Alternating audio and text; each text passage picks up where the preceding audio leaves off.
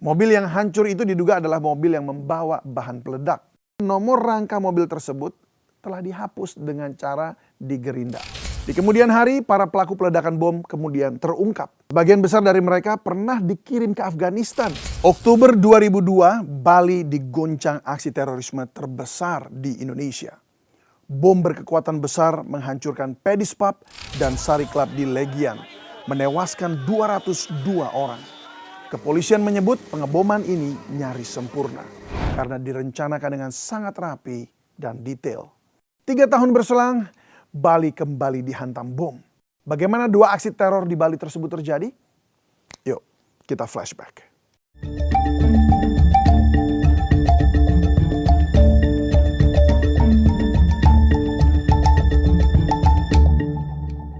Sabtu 12 Oktober 2002, dalam semalam Bali diguncang 3 kali ledakan bom. 2 bom di Jalan Legian dan 1 lagi di depan Konsulat Amerika Serikat di kawasan Renon. Inilah yang kemudian disebut sebagai teror bom Bali 1. Ledakan di Paddy's Pub dan Sari Club terjadi hampir bersamaan sekitar pukul 23 waktu Indonesia Tengah. Ledakan pertama terjadi di dalam diskotik Paddy's dari sebuah bom rompi. Sementara ledakan yang kedua terjadi 5 meter di depan diskotik Sari Club bersumber dari bom mobil. Kerusakan yang ditimbulkan bom itu sangat dahsyat. Tidak hanya menghancurkan Paddy's Pub dan Sari Club, sejumlah bangunan lainnya dalam radius 100 meter dari lokasi bom itu hancur berantakan. Korban jiwa mencapai 202 orang. Sementara korban luka sebanyak 209 orang. Mayoritas korban adalah turis asing yang sedang liburan ke Bali. Paling banyak adalah turis asal Australia dan hal ini yang kemudian mendorong kepolisian Australia ikut dalam penyelidikan bom Bali 1. Tidak lama berselang, bom kembali meledak di depan kantor konsulat Amerika Serikat di daerah Renon, Denpasar, Bali. Namun ledakan bom yang diletakkan di pinggir jalan di depan kantor konsulat tersebut tidak memakan korban. Di kemudian hari, para pelaku peledakan bom kemudian terungkap. Mereka adalah anggota Jamaah Islamiyah atau JI. Sebagian besar dari mereka pernah dikirim ke Afghanistan. Di sana, para pelaku mendapatkan keahlian dalam merakit bom. Namun perjalanan polisi dalam mengungkap siapa pelaku peledakan bom 1 tersebut tidak sesederhana yang dibayangkan. Apalagi Laboratorium Forensik Polri Cabang Denpasar pada waktu itu belum genap berusia 3 tahun. Belum punya rekam jejak dalam menangani perkara-perkara forensik yang rumit seperti ini. Selain tim forensik Polda Bali, Polri juga menurunkan tim forensik Polda Surabaya dan Mabes Polri. Selain itu, juga dibantu oleh kepolisian Australia.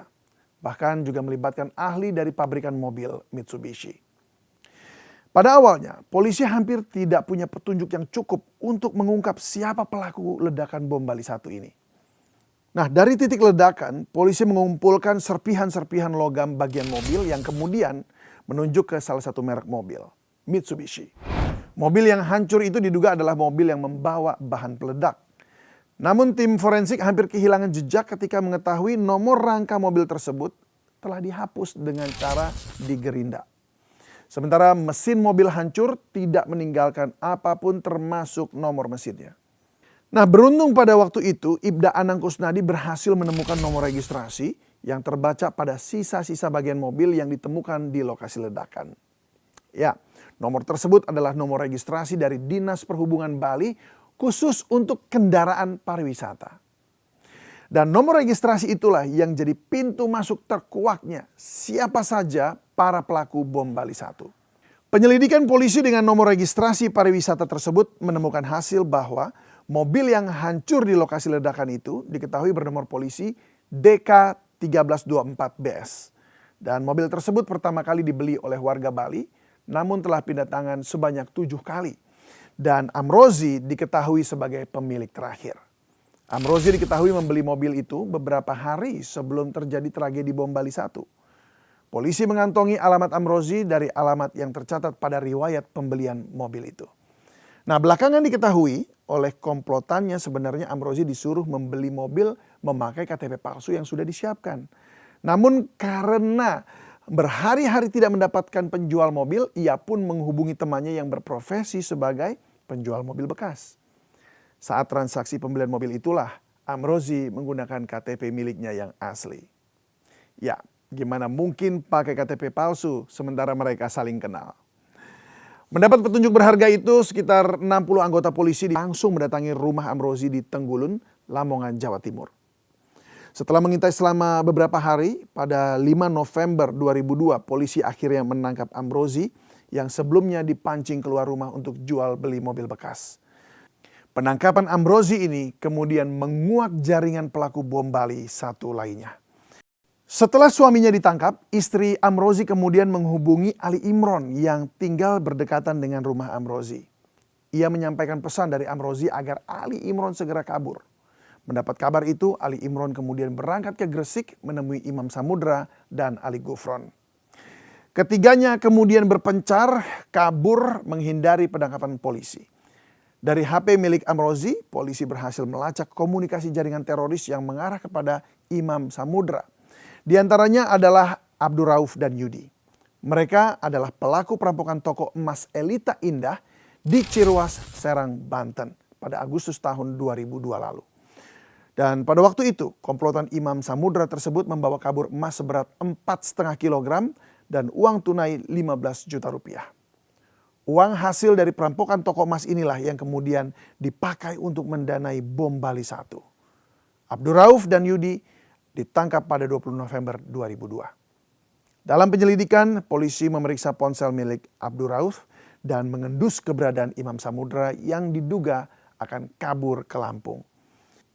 Imam Samudra kemudian ditangkap 26 November 2002 di sebuah bus yang hendak memasuki kapal Nusa Agung di Dermaga 1 Pelabuhan Merak, Banten. Berbekal keterangan yang dikorek dari 2 penggagas dan juga 2 pemeran pembantu bom Bali 1, polisi akhirnya bisa menciduk pelaku lainnya yaitu Ali Gufron dan Ali Imron. Ali Gufron alias Muklas yang juga kakak Amrozi ditangkap di Klaten, Jawa Tengah pada 3 Desember 2002. Dari tempat persembunyian Ali Gufron, polisi menyita sejumlah senjata laras panjang dan juga laras pendek beserta amunisinya. Sedangkan Ali Imron ditangkap bersama dengan Mubarok di tempat persembunyiannya pada 13 Januari 2003 di Pulau Brukang, Samarinda, Kalimantan Timur.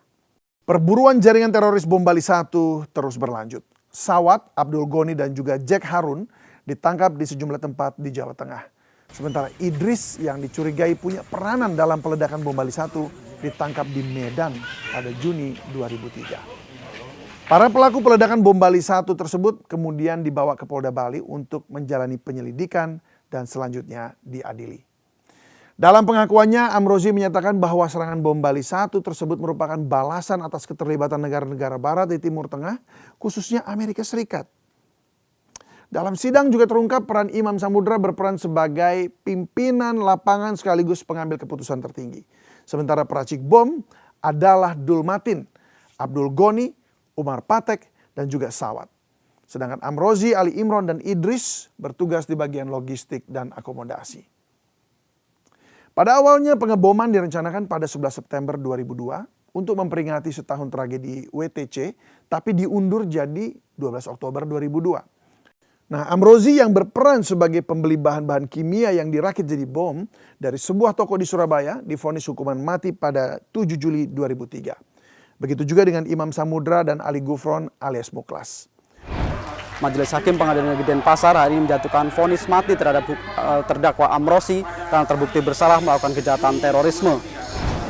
Menjatuhkan pidana kepada terdakwa Abdul Aziz alias Imam Samudra alias Fatih alias Kudama alias Abdul Umar alias Pak alias Henry alias Penyusa dengan pidana mati.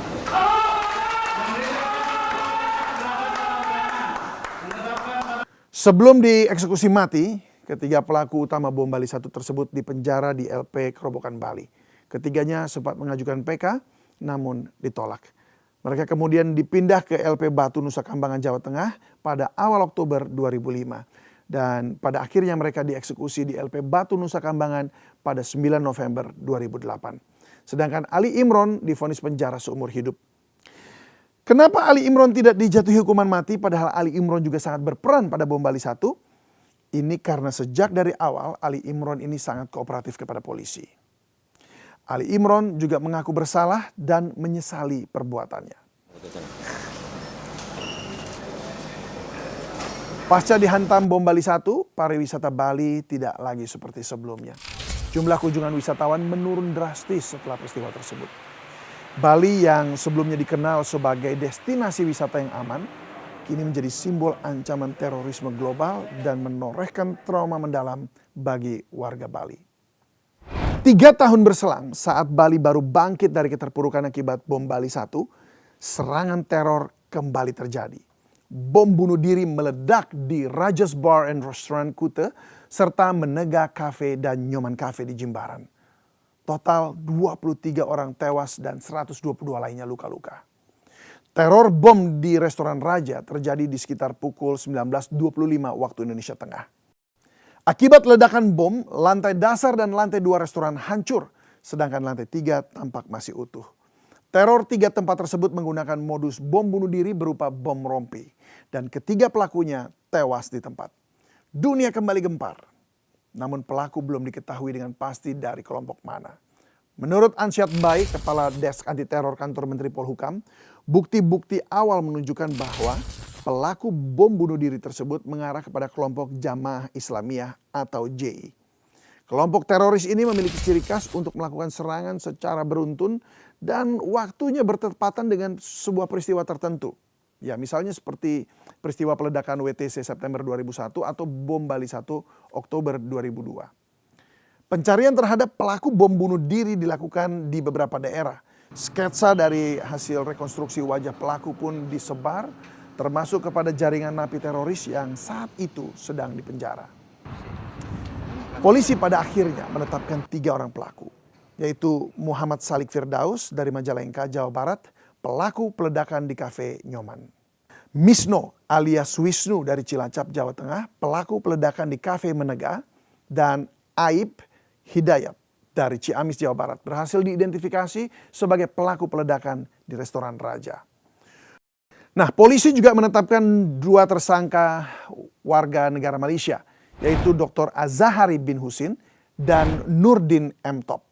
Belakangan, Dr. Azahari yang merupakan pembuat bom pada teror bom Bali 1 dan 2 tewas pada penyergapan di sebuah villa di Kota Batu, Jawa Timur, yaitu pada tanggal 9 November 2005.